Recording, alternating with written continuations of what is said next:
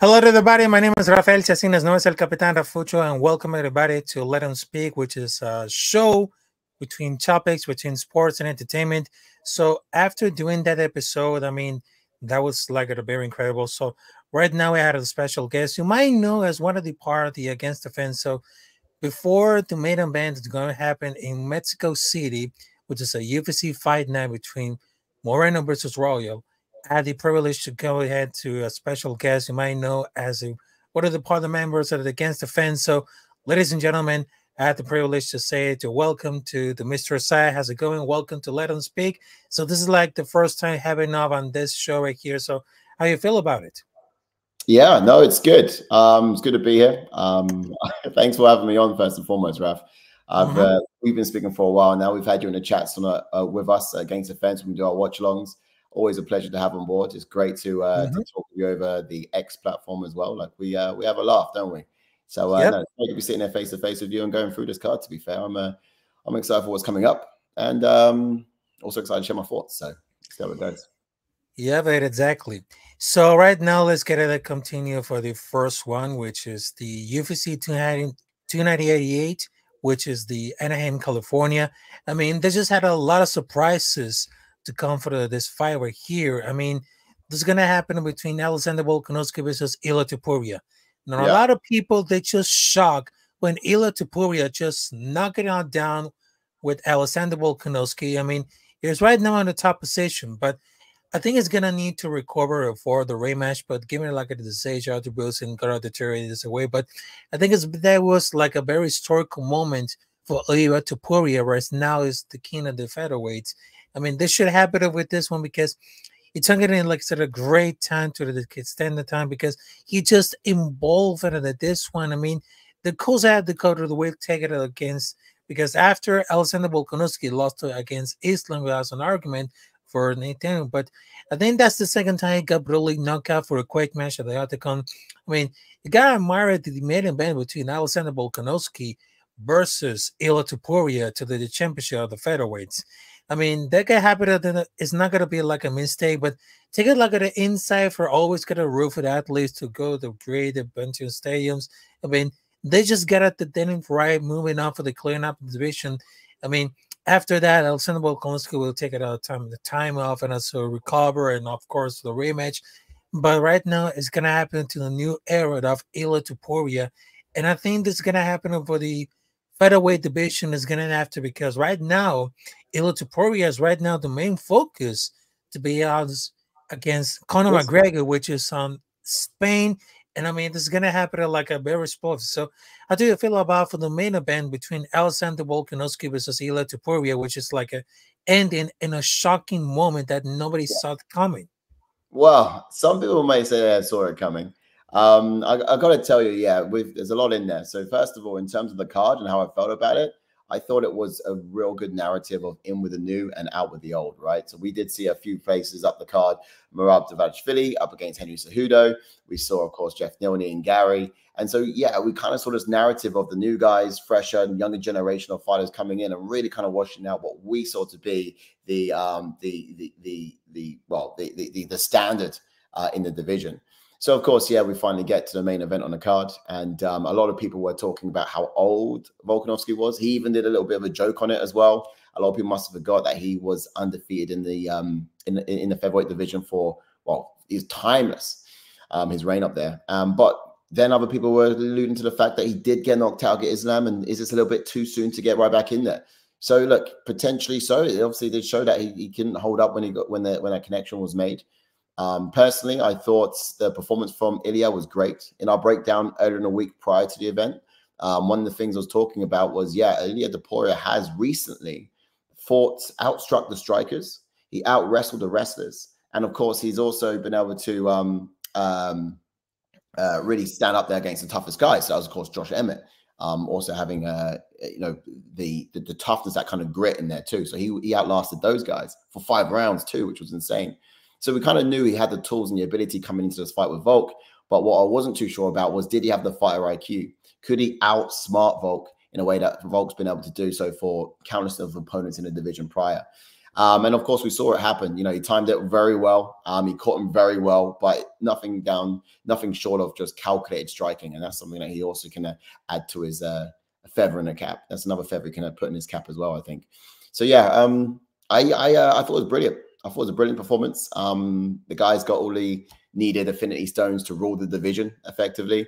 The next call out of Conor McGregor. I mean, let's pause for a second and are we going to see Conor McGregor back?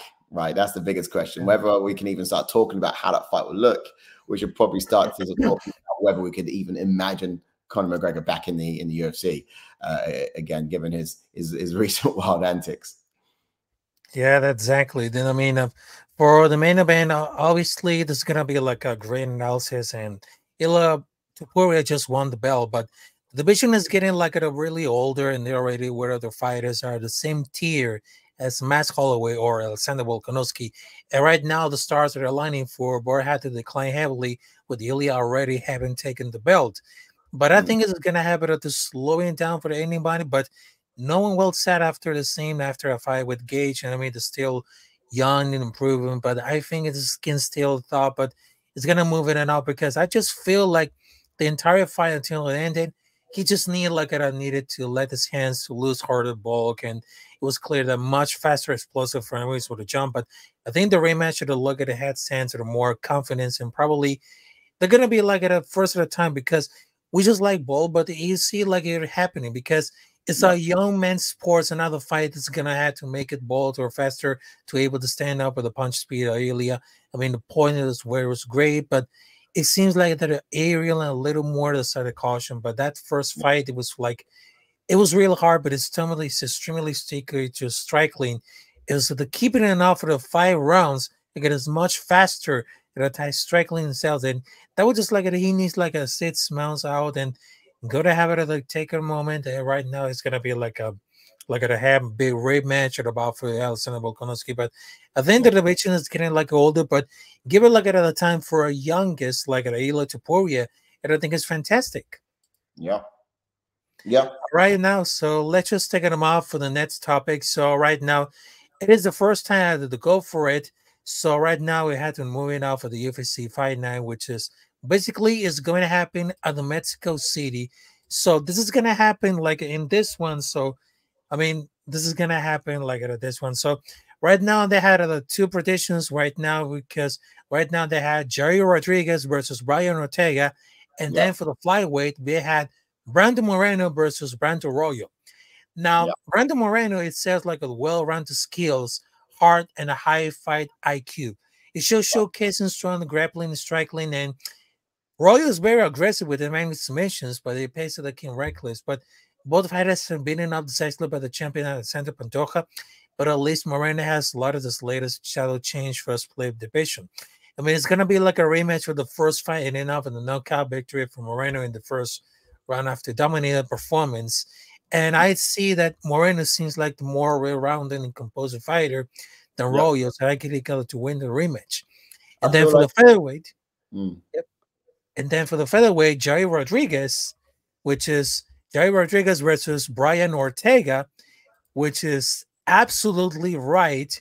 And there's gonna be like another rematch on the card.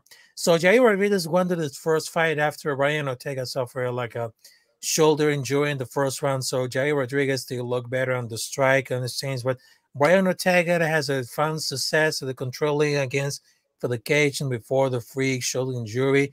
And Ortega has no fight for 18 months after this jury, but I think Rodriguez is keeping avoided this Ortega submissions attempt. So I pretend that Jerry Rodriguez is going to win the numbers. So I got to tell you for this one.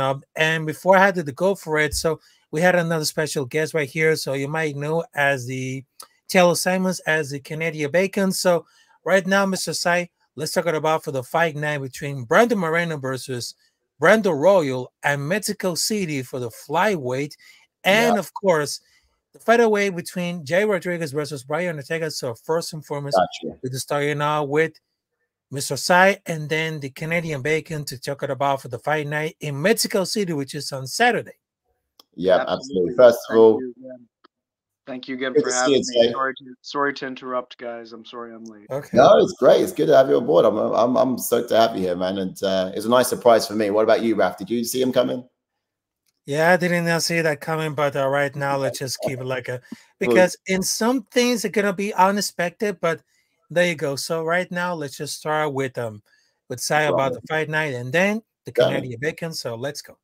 All right. So we're talking about the fight night coming up, Moreno versus Brandon Royval. And to be honest with you, I like the card. I like it. I think you're dead on when you said that Moreno's quite a well-rounded fighter. I think that's absolutely accurate. He's got one of his biggest abilities is just his Mexican grit and heart as well. So I think that's probably going to be one of the biggest the most difficult thing for Royval to be able to combat against when he's in there for the 5 rounds. Bearing in mind, this is a 5-round fight.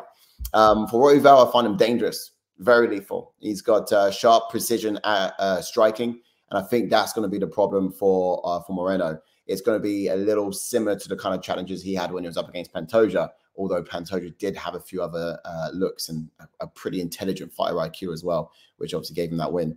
But yeah, I feel like in this fight, Moreno is a previous champion. He's someone who's really been grinding out to tougher competition in my eyes. And has succeeded. And he did look quite well even against Pantoja until it didn't go that well. So for that reason, I would like Moreno to still show that toughness, to show that grit, and to really be an absolute problem for Royval. The next question really then is, how high can Royval go in this division? And it's not nice to count someone out to say that the people above him are just undefeatable, in my eyes, stylistically for him. But yeah, everyone does have their limits. For sure. Mm-hmm. Okay. To be honest with you, I agree with a lot of things that Sai says, but I guess I'll just bring a bit more of a spin on it. Like, as we know, Moreno's already beaten Royval once. So this will be their second fight. He beat him via strikes the last time. Which is not to say that Royval can't win, because every fight is different. And I'm sure that, we've heard many fighters say that they believe that themselves. So when it comes down to this one, it really comes down to what Moreno says. And Moreno says he is obviously focused on getting back into the title picture, former 2-time champion, looking to kind of get back there, as you mentioned, Sai.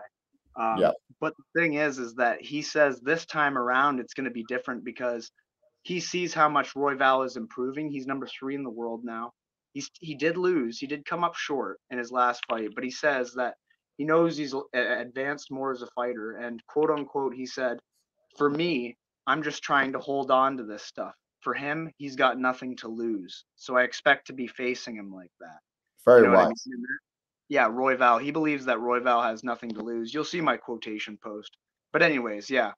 So he believes that Royval is going to come in dangerous. He's going to come in as equipped as he can for this fight. So I expect to see Moreno extremely sharp, displaying that ruggedness and determination that you mentioned, Sai. And I believe he'll get it done for the second time. I do. Unfortunately for Royval, but that's just my opinion.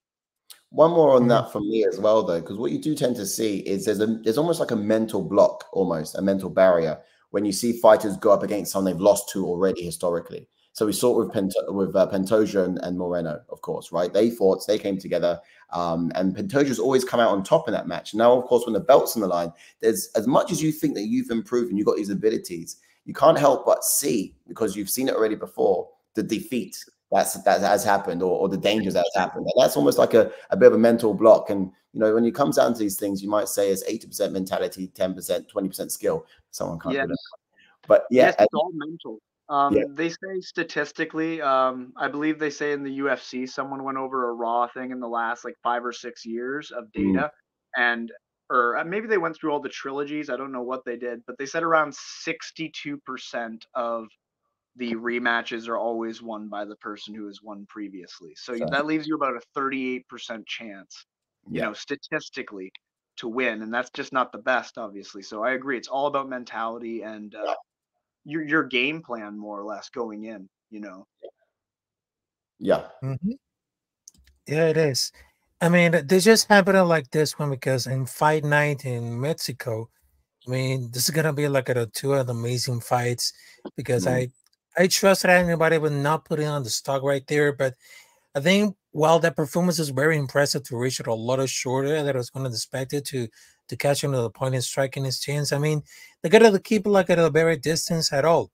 I mean, this fight night between the two amazing fights between the Jair Rodriguez versus Brian Ortega and Brandon Moreno versus Ryan Rondo versus Ryan Royal. I mean, they could happen like the well-rounded skills. I mean, this could happen like they would just ended like at a knockout. And I mean, the Royals are great to control the fight and so for significant strike submission. I mean, you have to be careful about Brandon Royal. It's very like obnoxious aggressiveness to control the pace and find like significant strikes. But I think Moreno has a very fight IQ, showcasing like a grappling strike lane. No one else has done it. No one else has done it. But in the other case, which is Jair Rodriguez versus Brian Ortega, I mean, they just went ahead to go with. I mean, they had the sound success in controlling and disappointing against the cage before the shoulder injury. I mean, it kind of keep it like it. If they kind of keep standing and Boya Ortega submission attempts, I mean, that could have happened like an easy win to Jair Rodriguez. Yeah. Yeah. I mean, what, it was only 2 years ago, but since these guys last danced, you know, and I guess the narrative of this card is that they are going up against each other once again, and it's also a second bout, so we're kind of seeing this to be like the card of the repeats or something like that. I don't know. But yeah, it's quite interesting, and but also we just haven't seen enough from Ortega. And I usually like to see more from fighters to get the confidence at least that they are working on their weaknesses or they are getting better, they are improving. Now, of course, Ortega has lost before. If you believe in ring rust, that was 2 years ago. And who's been more active fighter? It's been Yair. He's been really up against the top tier in this division since the last time they fought and now. So yeah, I mean, you might put that fight that they had before down to an injury that Brian Ortega sustained, which is why it kind of went left. But fundamentally, it was a fantastic skill set and performance from Yair. Yeah, exactly. I mean, two amazing fighters, and they go for the grappling and striking. I mean, that could be like an absolutely like very important because right now it's gonna be like one of the first times that I had enough from Mexico City. I mean, they just had like an international style for everything because I know the UFC not only are just traveling for the United States all around the country, but also they just made events in London, also in Asia, also in South America, which is Brazil, Chile. Right now they're heading out from Mexico City for a fight night. I mean, all the Latin Americans, they just love the mixed martial arts, but also they just like fighters with a great impact on the octagon. And that's what I like it because the impact of the fans and those athletes that are the octagon, is undeniable. It's gonna be like a very spark all that out for these amazing performance, and I think it's gonna happen like this one.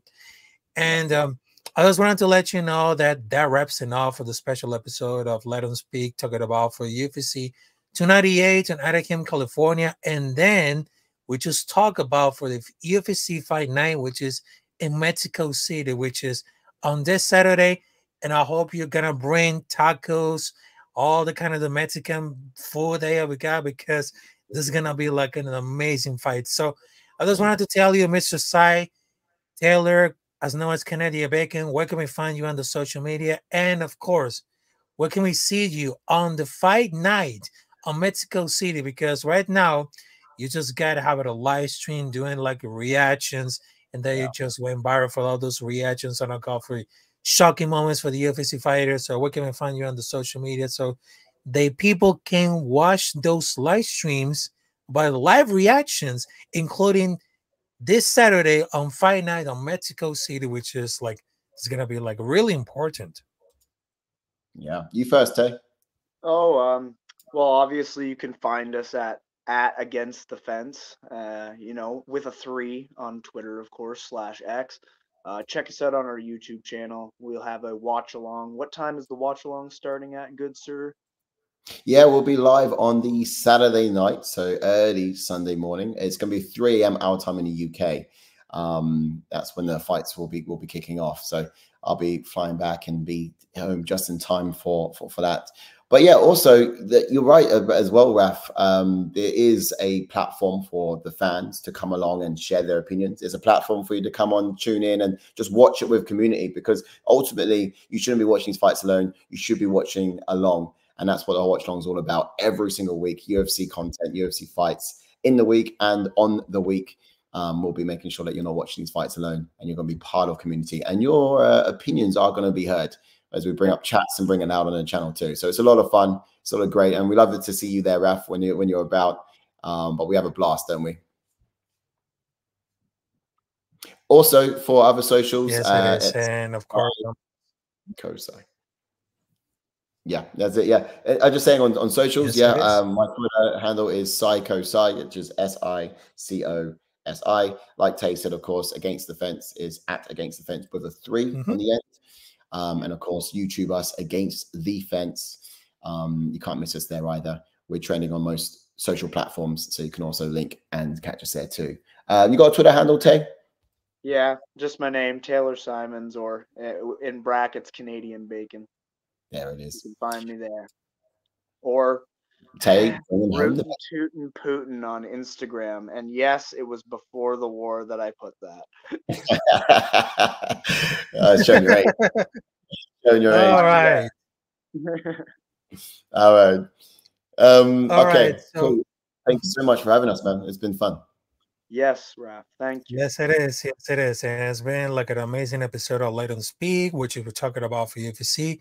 Right now, I just wanted to tell you my social media are @Capitan Rafucho on Twitter, Instagram. Also, you can subscribe me on YouTube. Rafael Chacines no es el Capitan Rafucho. And boom, there's tons of videos, live streams, reactions. And of course, it's been amazing to having you guys. And of course, I will see you there on Saturday. And of course, I just wanted to let you know, have a great weekend, have a great week, and of course, have a great afternoon, have a great evening. And of course, I'm going to tell you in Spanish, que tengan muy buenas noches, muy buenas tardes, y hasta el próximo episodio que viene. Así que nos vamos. Así que have a good one, folks. And it's been another episode of Let 'Em Speak. Peace out. Thank you. Peace out. Ciao.